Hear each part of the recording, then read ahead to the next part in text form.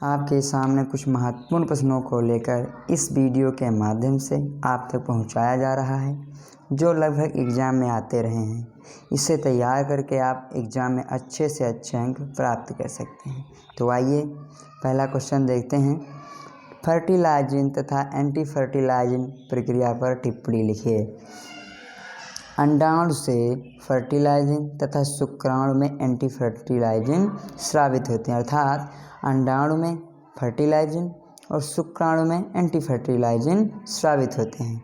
इनकी गतिशीलता से अर्थात इनकी क्रियाशीलता से ही शुक्राणु व अंडाणु का आसंजन होता है।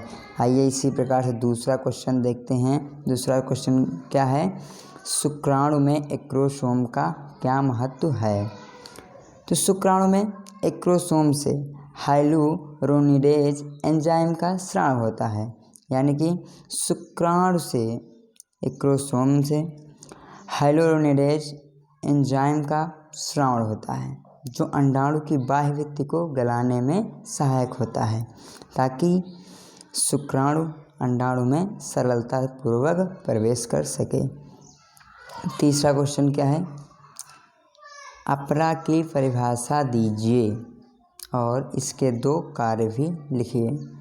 बहुत ही आसान उत्तर इसका क्या है? इसका उत्तर कि अपरा भ्रूण का माता के गर्भाशय के साथ अस्थायी संबंध होता है, यानी अपरा भ्रूण माता के गर्भाशय के साथ उसका अस्थायी संबंध होता है, जिसके द्वारा भ्रूण एवं माता के रुधिर में पदार्थों का विनिमय होता है, अर्थात भ्रूण एवं माता के रुधिर में पदार्थों का आदान प्रदान किया जाता है।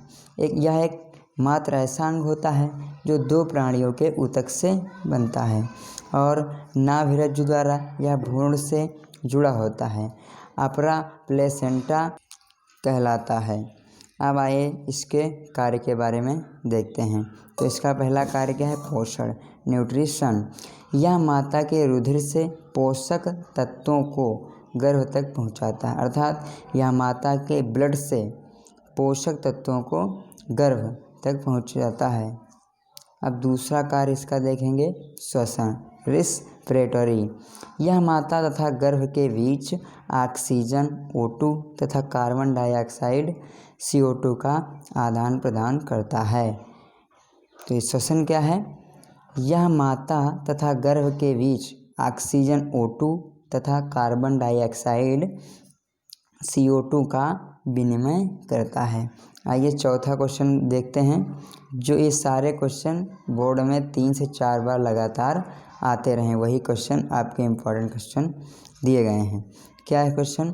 लिंग संलग्न लक्षणों को परिभाषित कीजिए। मनुष्य में लिंग संलग्न वंशागति के द्वारा उत्पन्न 2 व्याधियों के नाम लिखिए। तो आइए इसका उत्तर देख लेते हैं। कुछ दैहिक लक्षणों के जीन दैहिक गुणसूत्रों पर न होकर लिंग गुणसूत्रों पर पाए जाते हैं। जैसे कि कुछ दैहिक लक्षणों के जीन दैहिक गुणसूत्रों पर न होकर लिंग गुणसूत्रों पर पाए जाते हैं। तो ऐसे दैहिक लक्षणों को या ऐसे लिंग गुणसूत्रों पर पाए जाते हैं, इन दैहिक लक्षणों को ही लिंग संलग्न लक्षण कहते हैं। व्याधियां हैं, वर्णांधता का रोग, मनुष्य में हीमोफीलिया। आइए 5वां क्वेश्चन देखते हैं कि हीमोफीलिया को ब्लीडर रोग क्यों कहते हैं? हीमोफीलिया को ब्लीडर रोग क्यों कहते हैं? तो इसका उत्तर अर्थात इस रोग में चोट लगने पर रक्त का थक्का नहीं बनता है, जिस कारण रक्त लगातार बहता रहता है।